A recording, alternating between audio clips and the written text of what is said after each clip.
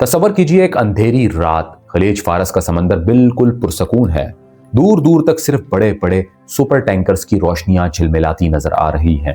اچانک واشنگٹن کے ایک وار روم میں الارم بجتا ہے۔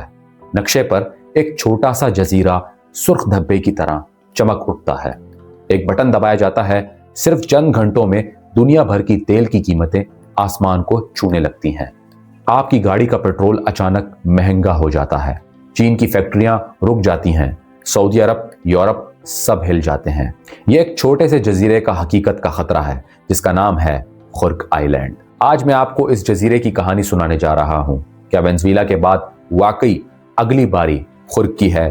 کیا ایک جزیرہ جو نقشے پر مشکل سے نظر آتا ہے پوری دنیا کی توانائی کی سپلائی کو ہلا سکتا ہے؟ سوال یہ ہے کہ خرق آئی لینڈ دراصل ہے کیا؟ یہ ایران کے شمالی خلیج فارس میں واقع ایک چھوٹا سا مرجانی جزیرہ ہے، ساحل سے صرف 15 سے 25 کلومیٹر دور، لمبائی 6 کلومیٹر سے بھی کم، رقبہ بہت چھوٹا، آبادی ہاتھ کی انگلیوں پر گنی جا سکتی ہے، لیکن اس کی اہمیت ایران کی تقریباً 90% خام تیل برآمدات اسی جزیرے سے ہوتی ہیں۔ یہاں کے ٹرمینلز روزانہ 7 ملین بیرل تک تیل لوڈ کرنے کی صلاحیت رکھتے ہیں۔ حالانکہ اصل برآمدات اس سے کم ہے، مگر پھر بھی ایران کی معیشت کی شہرک یہی ہے۔ اب ذرا سوچئے، اگر یہ جزیرہ بند ہو جائے یا اس پر قبضہ ہو جائے تو کیا ہوگا؟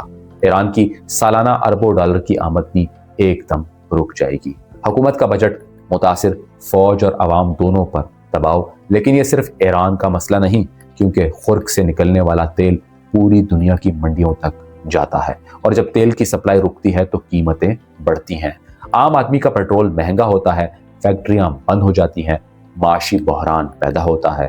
تو پھر یہ جزیرہ اچانک اتنا اہم کیوں بن گیا؟ اس کی وجہ وینزویلا ہے۔ پچھلے کچھ سالوں میں امریکہ نے وینزویلا پر جو دباؤ ڈالا، اس نے ایک نیا ماڈل پیش کیا۔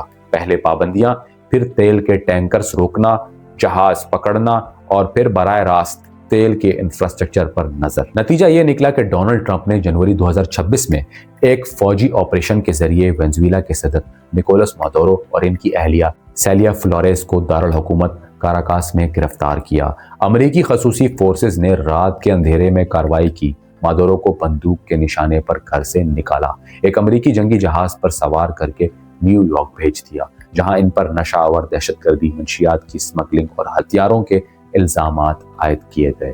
ٹرمپ نے اسے امریکی انصاف کی فتح قرار دیتے ہوئے کہا کہ اب امریکہ خود وینزویلا چلائے گا جب تک ایک محفوظ منتقلی نہ ہو جائے۔ اس گرفتاری کے فوراً بعد ٹرمپ انتظامیہ نے وینزویلا کی تیل کی صنعت پر مکمل کنٹرول